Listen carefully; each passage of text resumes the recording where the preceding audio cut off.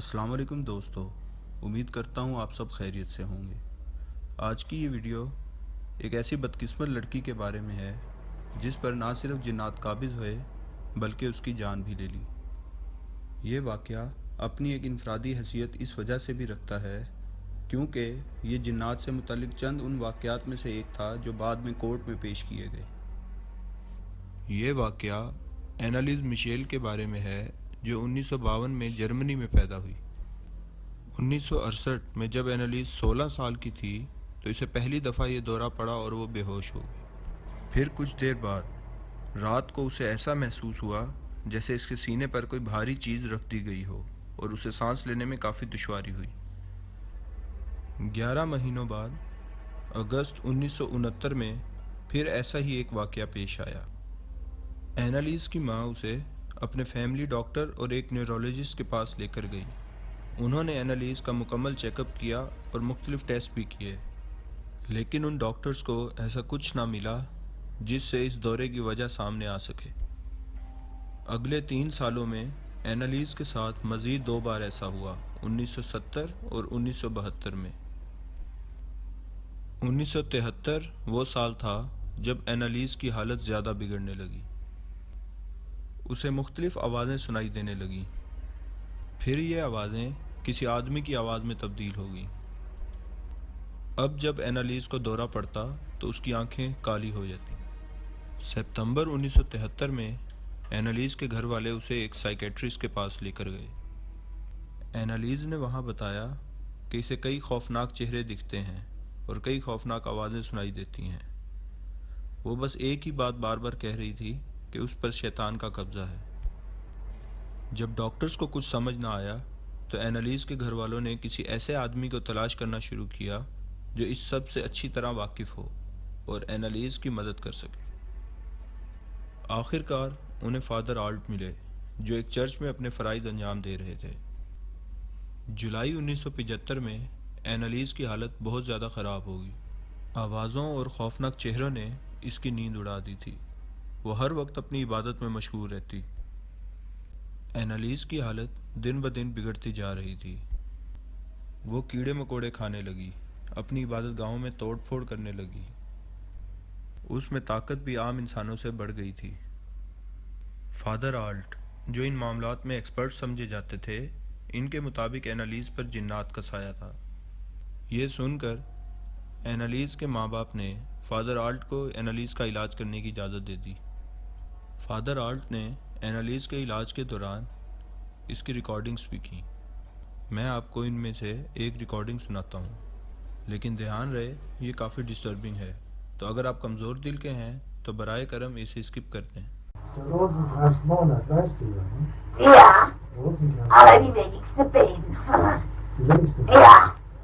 Und in Kirche wird am allerwenigsten gebetet, weil die Herr Pfarrer ja das für unmodern halten. Ja. Ja. Alle? Fast. Die sind ja so blöd, wenn sie eine Ahnung hätten. Warum betest du die Rosenkranz? Warum? Ja, warum?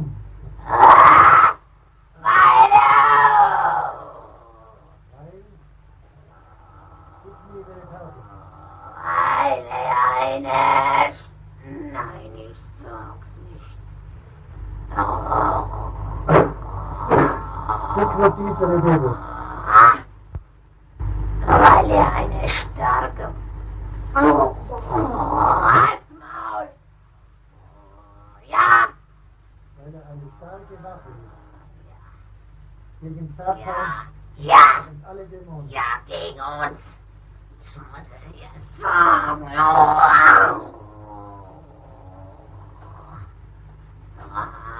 Der Rosenkranz ist eine gewaltige Macht gegen Satan und alle Dämonen.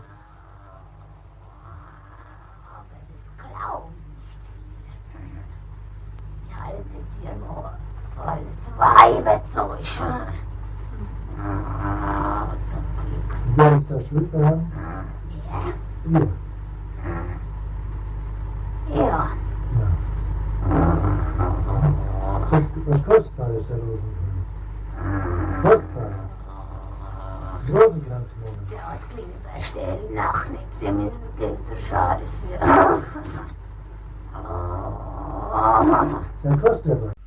اینالیز نے father alt کو بتایا کہ کل 6 بدروحوں کا اس پر قبضہ ہے، جن میں سے ایک فلیش مین بھی ہے۔ فلیش مین ایک پادری تھا جو سن 1500 میں ایک چرچ میں اپنے فرائض انجام دے رہا تھا، لیکن اس کی غیر اخلاقی حرکتوں کی وجہ سے اسے چرچ سے نکال دیا گیا۔ اینالیز کی ان باتوں نے فادر آلٹ کو بے حد پریشان کر دیا، کیونکہ ان کا کہنا تھا اینالیز کا فلیش مین کے بارے میں جاننا انتہائی حیران کن ہے۔ مئی 1976 میں اینالیز کی طبیعت مزید بگڑنے لگی۔ وہ اپنا سر زور زور سے دیوار میں مارتی اور خود کو کاٹنا شروع کر دیتی۔ اس کے گھر والوں کو مجبوراً اس کو باندھنا پڑا تاکہ وہ خود کو چوٹ نہ پہنچائے۔ اس نے کھانا پینا بھی چھوڑ دیا، بس وہ یہی کہتی رہتی کہ مجھے اجازت نہیں۔ جون 1976 میں فادر آلٹ جب اینالیز کا علاج کر رہے تھے تو وہ ایک لفظ بار بار کہہ رہی تھی، ختم کرو۔ اس کی اگلی صبح جب اینالیز کے گھر والے اس کے کمرے میں گئے تو اسے مردہ پایا۔ اینالیز اور اس کے گھر والوں کو پورا یقین تھا کہ یہ جنات کا سایہ ہے اور عام ڈاکٹرز اس کا کچھ نہیں کر سکتے، اس لیے انہوں نے اس پادری پر پورا یقین کیا۔ اینالیز صرف 23 سال کی عمر میں فاقوں اور اس پادری کے عجیب و غریب عملیات کی وجہ سے ماری گئی۔ فادر آلٹ نے اینالیز پر 67 دفعہ یہ عمل دہرائے اور جب وہ مری تو اس کا وزن صرف 34 کلو تھا اور جسم زخموں سے بھرا پڑا تھا۔ اینالیز کی موت کے کچھ عرصے بعد 1978 میں اینالیز کے ماں باپ اور اس پادری پر قتل کا مقدمہ درج کیا گیا اور انہیں کورٹ میں پیش کیا گیا۔ ڈیفنس نے کئی گواہ اور ریکارڈنگز کورٹ میں پیش کیں تاکہ یہ ثابت کر سکیں کہ اینالیز کو جنات نے مارا، لیکن کورٹ نے ان ریکارڈنگز کو سیریس نہیں لیا۔ ڈیفنس کا موقف تھا کہ اینالیز بالغ تھی، اس کی مرضی تھی کہ وہ میڈیکل ٹریٹمنٹ لے یا نہ، اور یہ اس کا قانونی حق بھی تھا۔ اینالیز کے پوسٹ مارٹم میں یہ بات بالکل واضح تھی کہ اس کا دماغ بالکل صحت مند اور تندرست تھا۔ کورٹ نے اینالیز کے ماں باپ اور فادر آلٹ کو 6 ماہ کی قید سنائی۔ کورٹ کا کہنا تھا کہ یہ لوگ اینالیز کی مدد نہ کر سکے جس کی اسے اشد ضرورت تھی۔ کورٹ کا کہنا تھا کہ اینالیز کی حالت ایسی نہیں تھی کہ وہ اپنے فیصلے خود صحیح سے کر سکتی، تو اگر اسے زبردستی میڈیکل کیئر میں رکھا جاتا تو وہ بچ سکتی تھی۔ کئی لوگوں کا کہنا تھا کہ اینالیز ایک ذہنی بیماری میں مبتلا تھی، لیکن ایسے کئی شواہد بھی ملے جس سے یہ ثابت ہوتا ہے کہ اینالیز پر جنات کا سایہ تھا۔ یقین سے نہیں کہا جا سکتا کہ یہ جنات کا سایہ ہی تھا جس سے اینالیز کی موت ہوئی، لیکن اتنا ضرور کہا جا سکتا ہے کہ اسے بہت ہی دردناک موت ملی۔ ویڈیو پسند آئے تو اسے لائک کریں اور چینل کو سبسکرائب کریں، ساتھ میں لگے بیل آئیکن کو بھی پریس کر دیں تاکہ مزید ایسی ویڈیوز آپ کو ملتی رہیں۔ اللہ آپ کو اپنی حفظ و امان میں رکھے۔ خدا حافظ۔